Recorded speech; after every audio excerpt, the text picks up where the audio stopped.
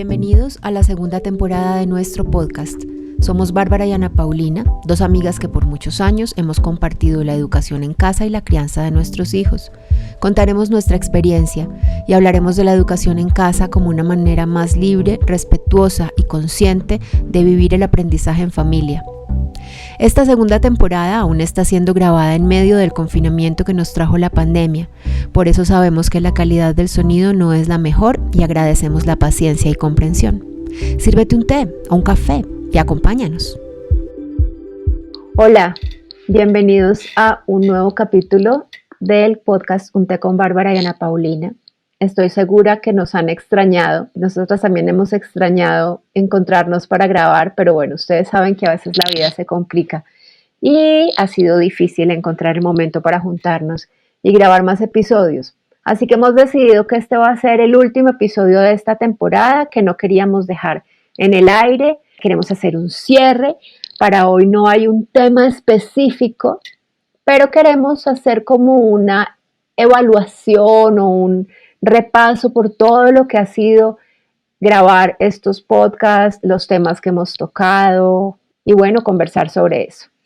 Gracias, Ana Paulina. Sí, realmente este final de año nos ha cogido bastante ocupadas con muchas cosas, pero siempre es bueno poder sacar un momento para darle cierre y para hacer, sí, un buen resumen de todo lo que ha ocurrido. Yo quiero empezar como a hacer un recuento de los temas que hemos tocado, tema por tema. A veces, cuando cada lunes publicábamos el nuevo capítulo, había comentarios y a veces no, y hay algunos que claramente tuvieron más acogida que otros. Eso se puede medir, digamos, en el total de reproducciones, que yo puedo ver cuántas personas lo han escuchado, pero también en la cantidad de comentarios recibidos. Definitivamente el primer episodio, que lo emitimos el 1 de marzo de este año y se llamaba Educar en casa, primero lo primero, pues ha sido todo un éxito porque tiene casi 1000 reproducciones y eso a mí me causa mucha emoción porque eso es un reflejo de lo bien recibida que fue esta idea de nuestro podcast. Sí, adicionalmente yo creo que ese primer podcast de alguna manera sentó el tono de esta serie, ¿cierto? Pienso que desde el comienzo quedó claro un poco cuál iba a ser como un poco la temática, pero más que la temática, el espíritu, que ese primero lo primero no tiene que ver solamente con primero lo primero en educación en casa, sino también primero lo primero en lo que nosotros queremos compartir con las familias que educan en casa. Yo le tengo un cariño especial a ese primer episodio por esa razón, porque creo que sienta el tono y el espíritu de un abogar por una educación en casa flexible, libre, respetuosa, que confía en que el aprendizaje es algo que ocurre naturalmente y que los adultos estamos acompañando a nuestros hijos en descubrimientos que solamente pueden hacer ellos, en ningún caso jalándolos hacia el lado que nosotros creemos que debe ser, sino acompañándolos en ese descubrimiento y que al mismo tiempo que todas las decisiones de crianza que se salen de la norma, digamos, siempre tienen momentos de dificultad, de crisis, de preguntarse 1000 cosas, de aprender a manejar la crítica y todo esto de lo que también hablamos. Al mismo tiempo, el tener ese espíritu abierto y esa confianza en que el aprendizaje es algo que ocurre porque los seres humanos estamos hechos para aprender, también alivia la carga que tenemos como padres cuando tomamos la decisión de educar en casa. Es cierto, y en ese mismo tono que pusimos en ese primer episodio, pues fue el siguiente en el que hablamos sobre cómo comenzar. Ese era el tema del segundo episodio, que también tiene bastantes reproducciones y que de nuevo buscamos lo mismo, ¿no? Como transmitir nuestra idea de cómo comenzar, que sé que en esos capítulos fuimos bastante enfáticas en que no se comienza por las plataformas, no se comienza por los contenidos académicos, no es necesario comenzar pensando en las certificaciones, sino que hay otras cosas que son mucho más importantes de pensar, analizar, reflexionar, tener en cuenta, preguntarse. Me acuerdo mucho que cuando estábamos terminando de grabar ese capítulo o cuando lo conversamos luego, yo te decía que nuestro podcast debía llamarse Muerte a las plataformas porque hicimos tanto énfasis en que por ahí no era. Me acuerdo, pero creo que simplemente era como también el resultado natural de lo que habíamos dejado claro en el primer episodio, y es que lo primero que se necesita para empezar la educación en familia o la educación en casa es un espíritu abierto y una decisión de ir creciendo en confianza y en libertad. Bueno, después de estos dos, empezamos con todo, ¿no? Empezamos con cómo comenzar y luego nos fuimos a la pregunta de la socialización. Y bueno, creo que ese es otro de esos temas que mucha gente pregunta siempre y para nosotros era importante dar nuestra opinión al respecto. Y yo pienso que los siguientes, viendo este listado, los 3 siguientes, lo que hacen es desarrollar de manera un poco más profunda los planteamientos y las preguntas que surgen en los 2 primeros, ¿no? Es la famosa, la eterna pregunta de la socialización, como se titula, la manera como uno puede manejar la crítica y el qué deben aprender. Y están todos muy unidos y están todos definitivamente anclados en los 2 primeros. Creo que fue empezar a darle más contenido, un poco más de espacio, un poco más de tiempo a las preguntas que naturalmente estaban surgiendo a partir de los 2 primeros podcasts. No sé si tú lo ves así. Sí, es como empezar a tomar punto por punto y desarrollarlo cada uno en su propio espacio. Lo que me llama la atención al ver las fechas de publicación es que la mayoría de nuestros podcasts han sido presentados, pero también grabados en esta época de confinamiento, ¿no? Entonces, hay un momento en que definitivamente tienen también ese tono, el tono de una crisis mayor en la que estábamos envueltos. Claro, de ahí salió el tema de ese siguiente episodio que ya es el 6º, que es educar en tiempos de crisis. Y lo que quisimos hacer fue justamente eso, hablar de lo que estaba pasando en este momento y de lo que estábamos viendo. Claro. Ya en 6 de abril llevábamos 2 semanas de confinamiento y los papás estaban que se volvían locos y los niños estaban que se volvían locos y los profesores ya no daban abasto con este tema del colegio en la casa. Y luego tú te metiste en toda una maratón de testimonios de diferentes familias. ¿Cómo fue eso? Bueno, fue también motivado por el tema de la pandemia, por todo esto, esta inquietud que empezó a surgir, esta preocupación que empezó a surgir entre las familias que ya educaban en casa, por la confusión que empezamos a ver en los papás de niños escolarizados que estaban ahora obligatoriamente acompañando la educación de los niños en la casa y que empezaron a decir o a sentir o a creer que estaban haciendo homeschooling. Y nos preocupó ver que se estaba creando como una imagen equivocada y muy poco positiva de lo que era el homeschooling. Entonces, en Facebook principalmente, que es donde más me muevo, empecé a notar que muchas familias homeschoolers empezaban a hablar, a decir, no, esto no es, no, ustedes no están haciendo homeschooling, el homeschooling no es así, el homeschooling no es tan aburrido, en el homeschooling no estamos todo el tiempo encerrados.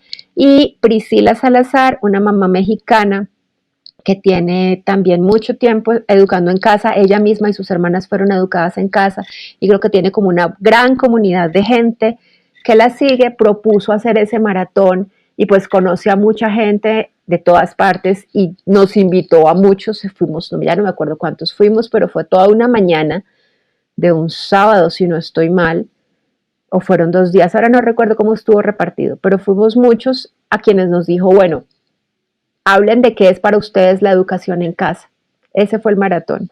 Y en medio de ese maratón acabó este episodio que se llama Episodio Especial Bárbara, en el que simplemente me permitiste contar un poco la experiencia de educación en casa de mis propios hijos.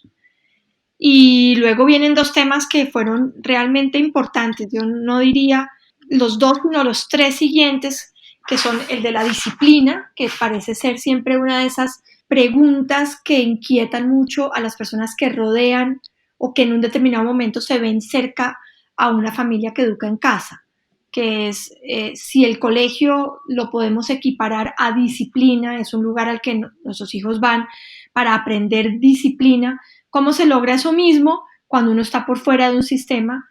Y pues hablamos mucho de de lo que tiene que ver con la disciplina que es pasión y cómo la disciplina que viene de fuera no es necesariamente la disciplina que nosotros quisiéramos.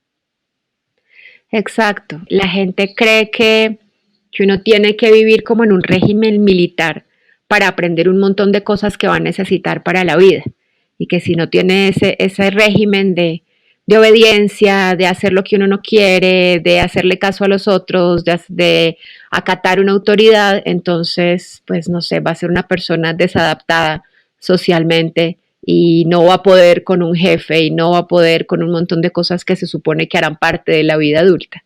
No, y es que de hecho los detractores de la educación en casa, y no me refiero de la educación en casa como una idea, digamos, general, sino de las experiencias individuales de educación en casa de las diferentes familias, solamente respiran tranquilos en el momento que encuentran un encuadre, un setting, digamos, rígido, eso que uno llamaría disciplinado, en donde hay horarios, en donde hay una cierta hora para levantarse, una cierta hora en que se sientan en un cierto sitio a hacer una cierta cantidad de actividades. En ese momento los detractores parecen respirar tranquilos, como que dice, aquí hay el orden necesario que hace que yo pueda dormir sabiendo que mis vecinos educan a sus hijos en casa.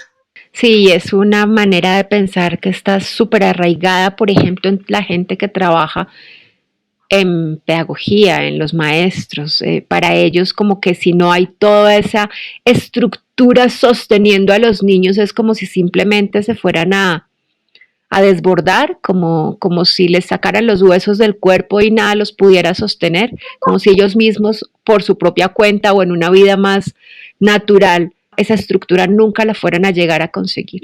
Y además es increíble, ¿no? Porque vale la pena, no sé si eso salió en ese podcast, la verdad ya son tantos que se me enredan una cosa con otra, pero la experiencia que nosotras tenemos con nuestros hijos educados por fuera del sistema y además de una manera bastante libre, bastante flexible, es que en el momento en que toman las riendas de las actividades que quieren hacer desde chiquitos, pero hoy en día que ya son grandes y universitarios y todo, se da uno cuenta que tienen una cantidad de herramientas de disciplina real, de disciplina relacionada no solamente con la responsabilidad ni con el cumplimiento de unas normas puestas desde afuera, sino con un convencimiento también de hacer las cosas bien, por ejemplo, que es uno de los debería, por lo menos, ¿no? Ser uno de los subproductos de una verdadera disciplina. Es yo hago las cosas bien porque mi pasión está puesta en esto y a veces consideramos que hemos chuleado, por decirlo de alguna manera,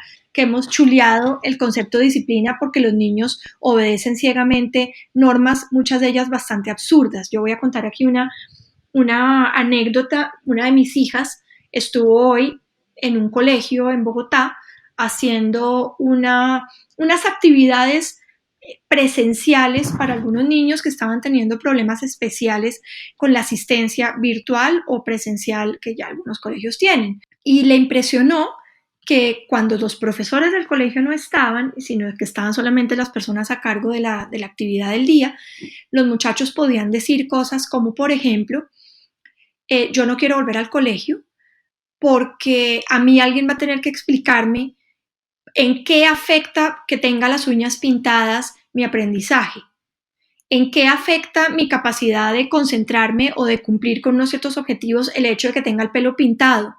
Entonces yo prefiero quedarme en mi casa porque en mi casa puedo tener el pelo pintado. Eso para dar una idea como muy gráfica de lo que consideramos disciplina. Wow. Sí.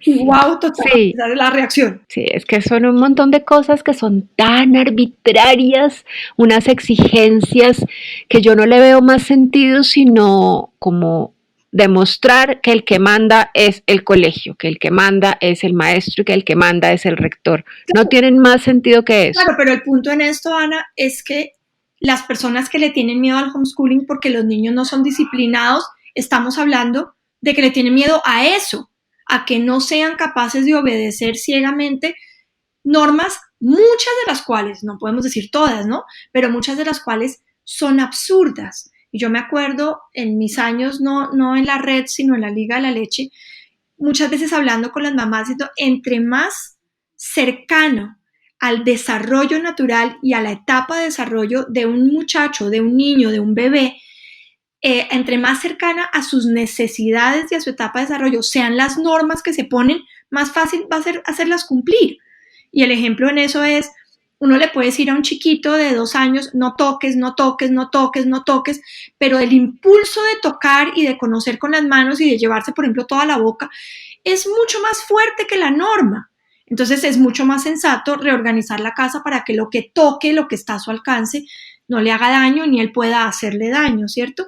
Y eso mismo ocurre con los adolescentes, eso mismo ocurre con los adultos, cuando las normas encajan en nuestra lógica, en nuestra etapa o en nuestro conocimiento, es fácil seguirlas, ¿cierto? Es la prueba, digamos, de, no sé, el uso del tapabocas o la desinfección de las manos hoy en día.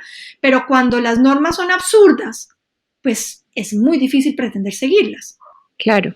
Esa disciplina de obediencia a normas absurdas que nosotros no implementamos en nuestra casa es la que la gente quisiera seguir viendo y le da miedo que deje de enseñarse, que dejemos de entrenarlos para eso. Sí, es cierto.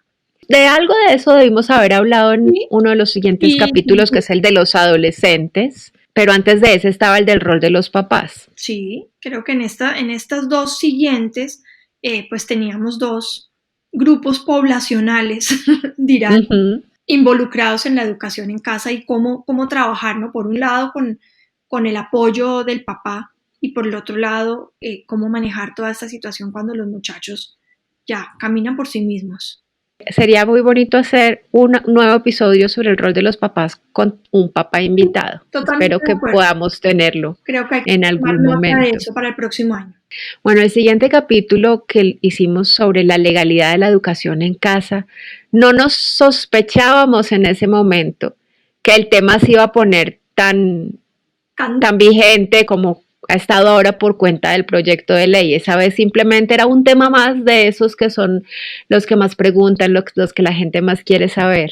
¿Tienes algo para contarnos un poco de eso? Tú sabes que yo en ese asunto siempre estoy un poquito desconectada. ¿En qué evalúa el proyecto de ley? Sí, como para poner también aquí al día. Ok, bueno, yo he contado cosas por mi Instagram, pero pues si ya me las oyeron allá, me las van a oír otra vez decir aquí. El proyecto de ley que ellos radicaron no gustó entre las familias y claramente tampoco gustó en Ministerio de Educación, porque yo tuve una conversación con Ministerio de Educación hace como 10 días, tal vez, un poquito más. Entonces, ese primer articulado, como ellos lo llaman, no gustó y ellos se dieron cuenta de eso y trabajaron en una segunda propuesta. Y luego nos pasaron esa segunda propuesta a las familias para que discutiéramos sobre esa segunda propuesta y se realizaran las famosas mesas de trabajo que la senadora dijo que iba a hacer alrededor de esa segunda propuesta. Okay. La segunda propuesta, que ya mucha gente ha podido leer, pareciera más flexible, pero hace unas cosas que tienen muy poco sentido, como definir 2 tipos de educación en casa. Llaman uno tradicional y al otro lo llaman alternativo, pero al tradicional es el tipo de educación que ellos proponían en el primer articulado, unido a un colegio que lo vigila y lo supervisa, que básicamente es la educación virtual, y que tradicional, pues de homeschooling tradicional no tiene nada, el nombre está muy mal puesto. Y el segundo tipo de educación que lo llaman educación en casa alternativo, ahí lo proponen como algo más flexible, donde los papás tienen libertad para escoger el currículo, donde no nos van a poner a estar vinculados a un colegio que no se evalúe, pero sigue siendo muy vago y muy ambiguo y muy contradictorio en muchas partes. Hay unas partes donde es claro que los papás van a tener libertad de currícula y otras partes en donde parece que se contradice. Entonces ese tampoco es. Y lo que les hemos dicho es que todo el planteamiento del proyecto de ley parte de la base de reformar la ley 115, que es la ley de educación, y habla de la educación en casa como un servicio público educativo. Y nos parece que esa base de la que están partiendo está completamente equivocada, porque no prestamos un servicio educativo, no lo hacemos, los papás no prestamos un servicio, somos los garantes de los derechos de nuestros hijos, del derecho a la educación de nuestros hijos. Y como la ley 115 pues lo que hace es regular la prestación de ese servicio, pues por ahí no es por donde podrían regularnos. Peligrosísimo. Y por eso digo que al Ministerio de Educación tampoco le gustó, porque ellos definitivamente dicen no se nos pueden meter con la ley 115 así tan alegremente. Están entrando a modificar cosas que son muy importantes y como que cambiarían en varios puntos lo que es la esencia de la ley de educación en Colombia. Entonces creo que ese proyecto de ley, no sé. Claro que la conversación que tuve con el Ministerio de Educación, ellos me dieron las respuestas hablando del primer articulado, que al fin y al cabo pues es el que está registrado, el que está radicado, el oficial. Bueno. Entonces en eso va. Cuando nos citaron en las familias homeschoolers nos dividieron en 8 pequeñas comunidades para hacer 8 reuniones donde pudieran darnos más tiempo a cada uno para hablar, y supuestamente después de eso nos íbamos a reunir todos juntos con la senadora. Eso no ha pasado, no sé en qué va. Yo la verdad cada vez veo más complicado que este proyecto de ley avance. Y fuera de eso, FECODE está absolutamente escandalizado con el proyecto de ley, porque pues claro, como no es que estén exigiendo, o sea, en el proyecto de ley dice que los padres tienen que ser bachilleres y mayores de 18 años para poder educar a sus hijos, y para ellos eso es un insulto. ¿Cómo así que cualquier persona con solo ser bachiller y ser mayor de edad puede educar? Cuando ellos se han quemado las pestañas estudiando y preparándose para ser maestros. Entonces para ellos eso es el fin de la escuela y es una amenaza absoluta. Entonces hasta a nosotros nos conviene que ellos estén en contra de ese proyecto. Sí, en fin. Miércoles. Bueno. Sí, esa parte no se me había ocurrido realmente. Pienso que es mejor en este punto esperar, como siempre, y seguir caminando en nuestro resumen de lo que hemos hecho hasta el momento. Entonces, siguiendo con el resumen, el último tema de esa primera temporada fue cuando nos embargan las dudas. Que yo creo que de alguna manera está muy unido a los 2 primeros de la siguiente temporada. De acuerdo. Porque parte de ese agotamiento de las mamás no tiene que ver solamente con un agotamiento físico que existe, es innegable, sobre todo cuando los niños son chiquitos, tampoco necesariamente con el agotamiento sola y estrictamente emocional que tiene que ver con tener a los niños en casa todo el tiempo, con tener hablábamos, ¿no? Esta olla de presión emocional, este desfogue de todas las emociones, de todas las frustraciones en el mismo sitio, y cuyo canal de desfogue generalmente acaba siendo la mamá, sino también parte del agotamiento de las mamás tiene que ver justamente con esas dudas. La duda es, como nos hacemos esa pregunta a las mamás, yo pienso que toda la vida casi que es inherente al puesto. Que a la maternidad, sí, de acuerdo. Lo estaré haciendo bien, esto por dónde va, yo me veo a mí misma diciendo, a mí quién me mandó meterme en esto, pero yo qué estoy haciendo. Y lo que hemos sabido, Ana Paulina, es que estos 2 capítulos, los del agotamiento, que decidimos hacerlo en 2 partes por lo amplio, lo vasto del tema, son de los que más éxito han tenido, los que más comentarios han suscitado, y yo pienso que es un tema sobre el que nunca es suficiente todo lo que se pueda compartir, porque una de las cosas que ocurre con las mamás en general y las mamás que educamos en casa en particular es que tenemos pocos espacios realmente para hablar de ese agotamiento. Es muy difícil hablar de que uno está cansado de los hijos, por ejemplo. Es un tema muy sensible. Yo me acuerdo de haber leído, y con esta memoria no tengo manera de acordarme en dónde, pero me acuerdo de haber leído algo muy serio con respecto a unas encuestas hechas a mamás trabajadoras y no trabajadoras, y les pedían contar su experiencia. Me acuerdo específicamente de la mamá trabajadora, y la mamá siempre acababa diciendo, tengo lo mejor de los 2 mundos, uno lo logra, uno se organiza, me gustaría más estar con los niños, hay momentos en que me siento un poco presionada, pero en últimas es una experiencia maravillosa porque puedo seguir creciendo personal y profesionalmente, y al mismo tiempo tengo mis hijos, bla, bla, bla. Y resulta que las mamás nunca se atrevieron a decir lo que verdaderamente sentían, sino hasta que se les dijo que sus testimonios iban a ser anónimos. Y eso habla mucho de hasta qué punto es un tabú hablar del cansancio que genera la maternidad y hasta qué punto es un tabú hablar del cansancio que genera ser mamá y ser mamá trabajadora, porque de alguna manera tanto las que nos quedamos en casa con nuestros hijos como las que al mismo tiempo que crían, trabajan, nos sentimos obligadas a no traicionar a nuestros congéneres y a levantar en alto la bandera de nuestras decisiones. Pero al mismo tiempo envidiamos al otro lado, ¿no? Las que trabajan, secretamente les encantaría poder quedarse en la casa con los hijos y creen que las mamás que solo están criando tienen una vida muy suave. Y las que están solo criando, de cierta forma quisieran poder estar trabajando, produciendo y pasando un tiempo adulto sin hijos. Eso también es cierto. Yo pienso que ese es un tema sobre el que vale la pena volver. Esta es una época que ha sido especialmente sensible para las mamás, no solamente por el hecho de tener a los niños, quienes tenían a sus niños escolarizados, pues tienen ahora a los niños en casa, compartiendo todo, incluido el internet. Quienes salían a trabajar, pues ya no tienen ese aire fresco de trabajar por fuera de la casa, sino que tienen la carga del trabajo, la responsabilidad, la presión, que además se ha triplicado, lo reconocemos todos, pero sin el gusto de, no sé, a mediodía comer con una amiga, tomarse un café, hablar de otra cosa, sino que adicionalmente hay algo que no se puede desconocer y seguramente da para un buen capítulo el próximo año, ¿no? Que es la presencia permanente del esposo en casa, ¿no? Que es algo a lo que la mayoría de las familias no está acostumbrada.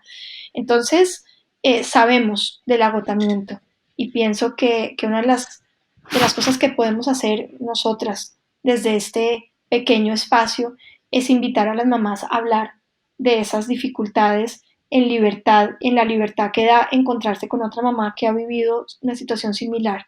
A mí ese tema me inquieta mucho, la verdad. Creo que, ¿cómo decirlo? No es justo, no está bien. Tiene mucho que ver con ser mujeres.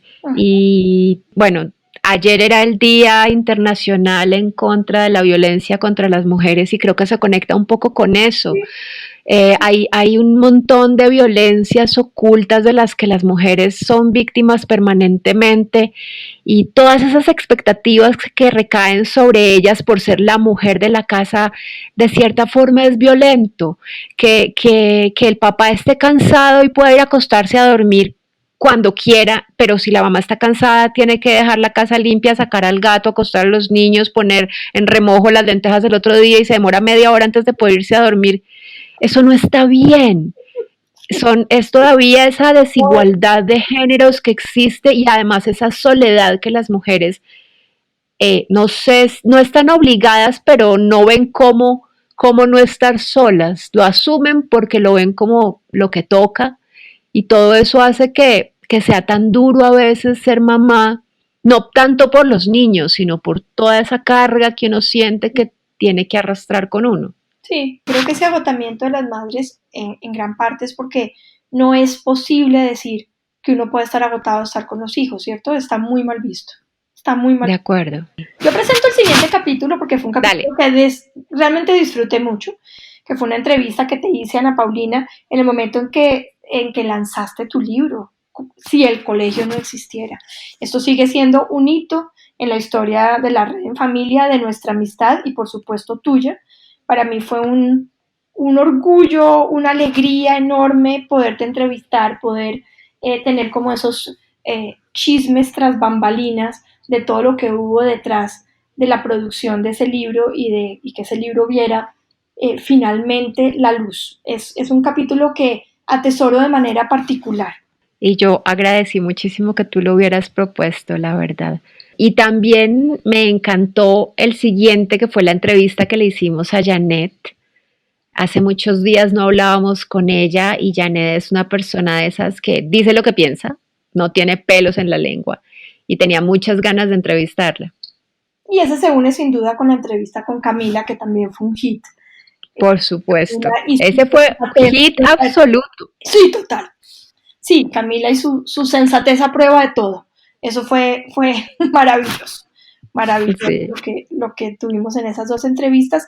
Y se nos quedan en la mitad entre las entrevistas qué hacer si se nos acaban las ideas y la parte de cómo preparar a los hijos para responder a las preguntas incómodas No sé si quieres ahondar un poco en esos dos temas. Sí, digamos que el qué hacer si se nos acaban las ideas podría tener relación con los anteriores, por ejemplo, el de las dudas. Sí. Cuando uno tiene dudas es porque no, como que se congela y no sabe para dónde seguir, pero también con el agotamiento, porque claro, todo eso se conecta, ¿no? Cuando uno está cansado, se anula un poco y lo único en lo que puede pensar es en el cansancio y en todas esas cosas malucas que está sintiendo en ese momento. Y el de preparar a los hijos para las preguntas incómodas es una continuación del que ya habíamos hecho de cómo responder a las críticas, pero ya más enfocados en los niños. Del manejo de las críticas. Pasa lo mismo con el penúltimo, es necesario reglamentar la educación en casa en nuestro país. Creo que sobre esto ya hablaste hace un rato poniéndonos en contexto. Y yo tengo que confesar que uno de mis favoritos es el último que hicimos, que es qué ocurre cuando un imprevisto arrasa con el homeschooling, ¿cierto? Cuando hay una situación familiar que hace que sentarse con los niños a leer cuentos o hacer ejercicios de matemáticas se vuelva absolutamente imposible, y es el momento en donde, me acuerdo de haberlo dicho así, es el momento justamente donde el homeschooling cobra mayor relevancia y mayor importancia, especialmente cuando se opta por una educación en casa flexible y en libertad, respetuosa y que simplemente acompaña, porque es el momento en que nos damos cuenta que nuestro currículum lo que incluye es la vida. Ese es el currículum oculto que realmente tenemos, es la vida. Entonces, no podemos y no queremos privar a los niños de aprender lo que cada circunstancia enseña, y que en esta época, por ejemplo, de pandemia y todo, tiene tanta importancia, que es qué es lo que importa aprender en este momento. Dudo mucho que sean las derivadas o balancear ecuaciones de química o el famoso aparato digestivo, los planteamientos o las tablas de multiplicar. Eso todo puede esperar. Hay cosas que no dan espera. Bueno, y creo que nadie tiene más autoridad moral que tú para hablar de ese tipo de circunstancias que arrasan con el homeschooling o que simplemente ponen la vida patas arriba. Patas arriba. A mí me queda una sensación, y es que en esta segunda temporada estuvimos un poco más realistas tal vez, como mostrando que esto sí puede tener dificultades, que esto no es todo de revista como nos lo muestran siempre, y es que a veces queremos mostrarlo así porque cuando nos atacan tanto queremos mostrar que la socialización es perfecta, que sí aprenden todo lo que tienen que aprender, que no les estamos dañando la vida, que por supuesto que van a entrar a la universidad y les va a ir súper bien. Pero también hay que hablar de los momentos difíciles que atravesamos, porque sí, esos resultados se ven, pero en el proceso hay momentos complicados. Y creo que esta segunda temporada como que nos enfocamos un poco en esas ideas, en mostrar esas cosas. Sí, no lo había visto como un hilo conductor, pero tienes toda la razón, y yo creo que aquí nos devolvemos unos pasos como en el parqués a lo que hablábamos de la mamá agotada, ¿no? Tiene que ser posible hablar de todos los temas, porque solamente así se ventilan, se refrescan, y solamente así podemos entre todos encontrar soluciones sociales, reales, que nos permitan vivir vidas mucho más plenas. Es cierto, y creo que esa es una de las misiones de hacer comunidad, de ser comunidad, apoyarnos en esas etapas complicadas. Mucha gente dice que a las mamás en estas épocas nuestras les falta tribu para criar, y que por eso hay también situaciones tan complejas, porque antes se criaba en tribu, porque no era solo la pareja y nada más, sino que había muchas más personas colaborando, y bueno, hagamos tribu. Creo que no nos cae nada mal buscar hacer comunidad y hacer tribu para que podamos hablar de todas estas cosas y ayudarnos a superarlos. Es importantísimo, es importantísimo. Yo creo que de las cosas que más daño puede hacer a la crianza, a la vida de pareja, a la educación en casa, a la adolescencia de nuestros hijos, a la lactancia, a tantas cosas, es pretender tener un cuadro de propaganda de televisión en donde todo está perfecto, todo es lindo, todo está arreglado, uno está impecable, maquillado, recién levantado, con un pelo absolutamente brillante después de haber dado a luz. O sea, nada de eso es cierto, pero lo que es verdad es que se queda en nuestro sistema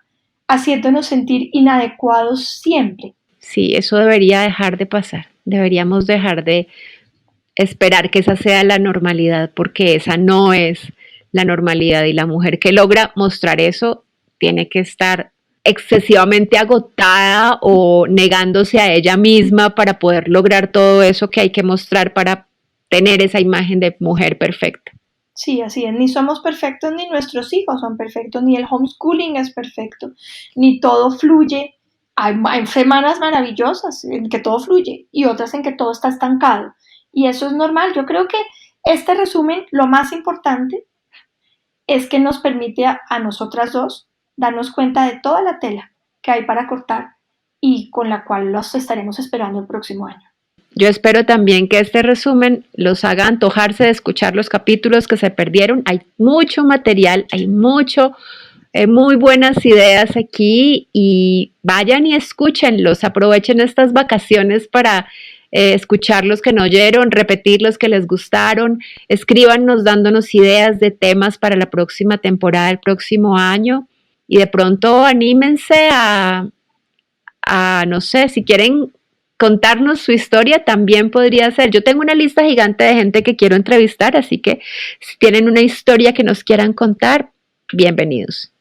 Súper, entonces, nada, ha sido un gusto trabajar estos meses juntas. Supongo que el próximo año, o así espero, podremos volver a empezar a grabar estando en el mismo lugar, y nuevamente te reitero que es un gusto tener este proyecto común.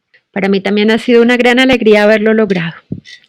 Muchas gracias a toda nuestra audiencia por escucharnos, por la paciencia de las semanas sin episodios, y nos estamos escuchando el próximo año. Un abrazo a todos.